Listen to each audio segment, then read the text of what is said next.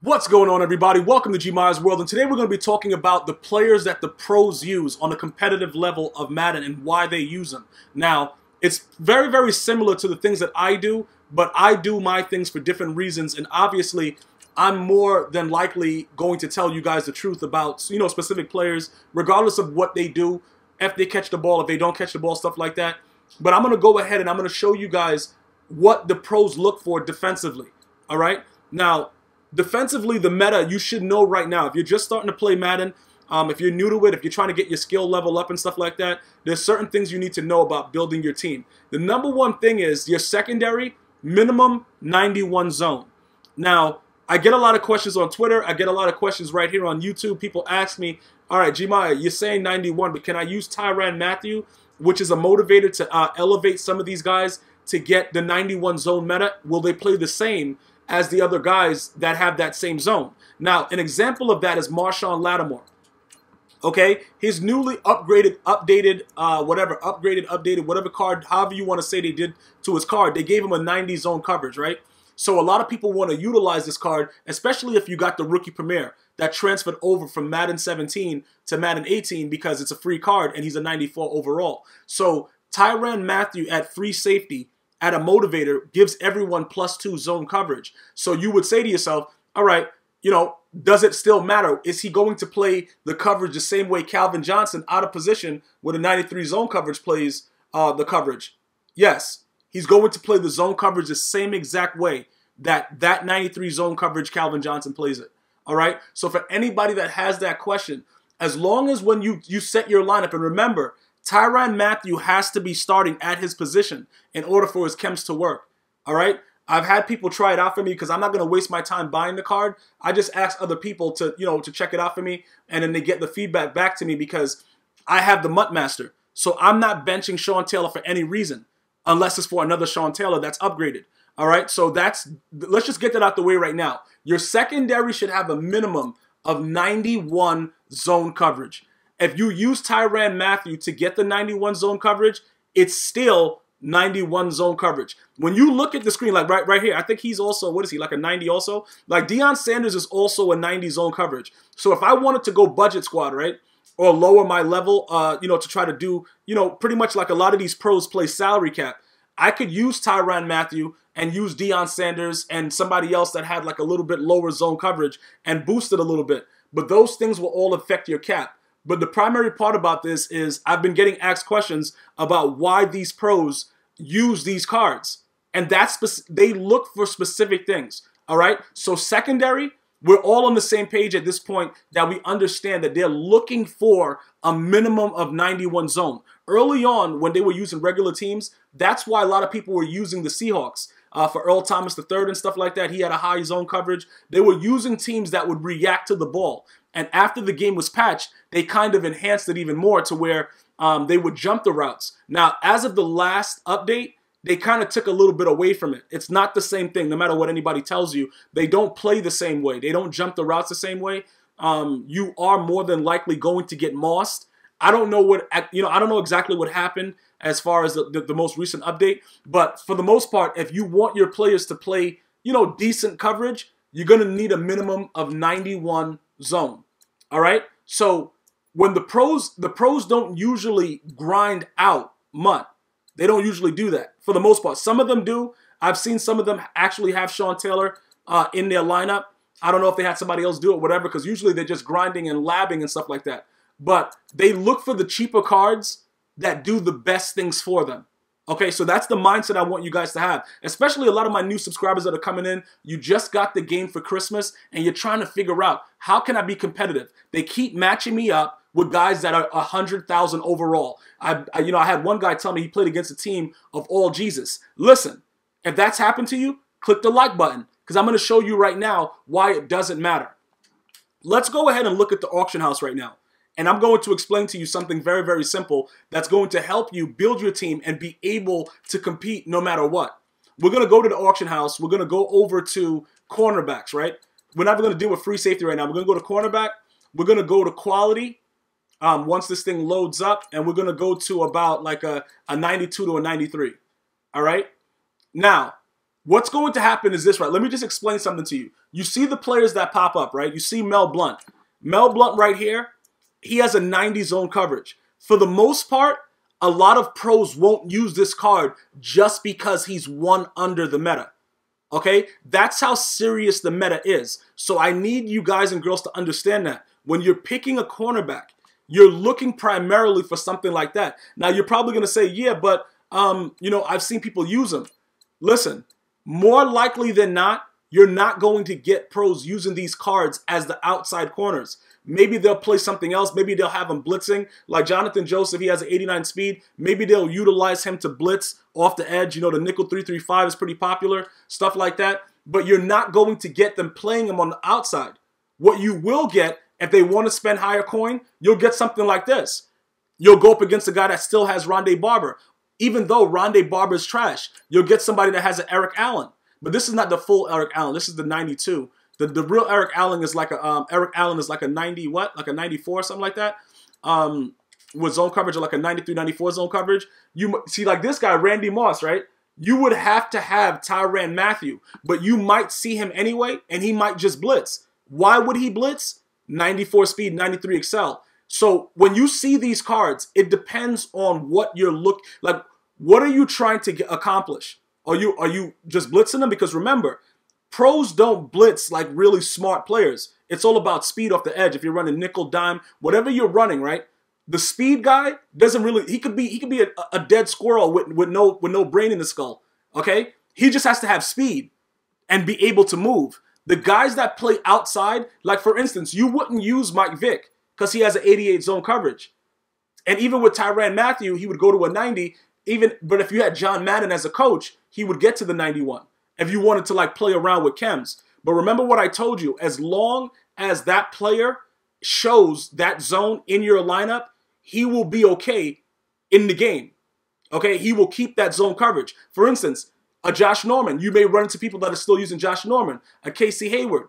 You guys see where I'm going? They're above the minimum threshold. But now, when you really get to the skilled players, let me just show you something right now. When you get to the skilled players, right? Like this, I don't know exactly. Let me see. I got to go to out of position, right? Is he out of position? Let me. Yeah, Julio Jones, right? I don't know if somebody's gonna buy him. Let's go to a more expensive one, 24, so 26. Probably somebody shouldn't buy him. All right, look. This is what's called a budget card, and a lot of my viewers already know that we run Julio Jones at corner sometimes, but now we have Calvin Johnson. Yeah, we run Calvin Johnson and Julio Jones at corner right now. So when you look at this card, right, look at the price and compare it to the other prices. What do you see that's different?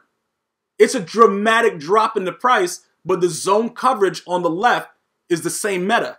So you don't care. Don't worry about all the other stuff. His speed, 91. He's not in Madden 18. Let me just give you a news flash. You're not burning anybody deep.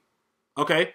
If you do, you just got real lucky. Go play the lotto. Because dudes are going to be they haven't really fixed the speed threshold, so there's still a lot of confusion about who should be running faster than other people. I don't know if you guys were around for the most feared, what was that? Most feared Randy Moss. He had like a 99 speed for the weekend, and you couldn't burn a guy with a 70 speed. So don't worry about that. Zone coverage is everything. So this card is the same as any higher overall card if you're creating a budget squad. Okay? Another situation that you guys should notice, let me go to out of position, because this is where the situation gets better. And what you're going to see is when you see more competitive play, you're going to notice that a lot of these individuals are going to be using out of position players if they're smart, because the out of position players are just better overall players.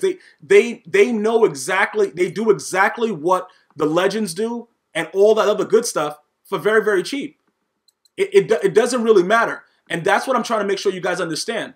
Let me go over here and I'm going to show you as far as cornerback goes, because Paul Krause, he also has one.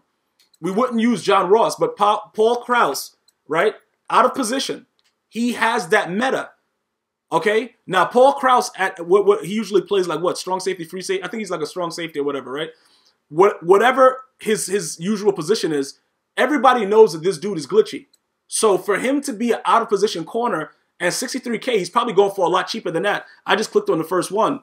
Why would you spend money on a Casey Hayward, a Josh Norman, Allen, any of these other it doesn't make any sense. And then also, when I was telling you about like a motivator, right? And because, you know, people, I have to be very, very specific because there's a lot of people from other countries that also watch. And I'm trying to make sure that it's very, very transparent for you guys to understand exactly what I'm saying. When I'm talking about Tyrann Mathieu, I'm searching motivators under free safety, right? And then he's going for about 306. He's in the 300 range, right? So what he does is he adds zone coverage to the entire team. So everybody is going to get boosted. I've been told that he gives everybody +2, okay? So if you started this guy, you know, at his free safety position, he's going to also enhance lower overall zone coverage corners. So you might see a pro player come out with him as a starter and a whole bunch of other bums that were probably about like 89, but guess where they are now with the +2? 91. They're going to react to the ball a lot faster. This is the whole situation. And remember, you could actually not start Calvin Johnson at free safety and then start him in the game. You know what I'm saying? Like have Tyrann Mathieu and then Calvin Johnson out of position and then start him and then make sure that everything is good with the zone coverages, adjust your corners and stuff like that. But this is the card that I'm talking about to be more specific. So this is what it is.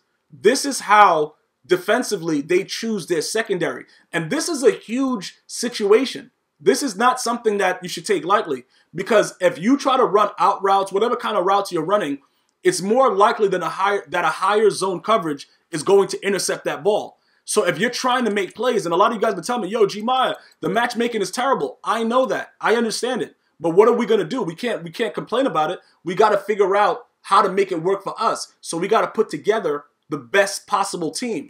You understand what I'm saying? Because it's been years that the matchmaking has been like that. So now here goes another pro tip, right?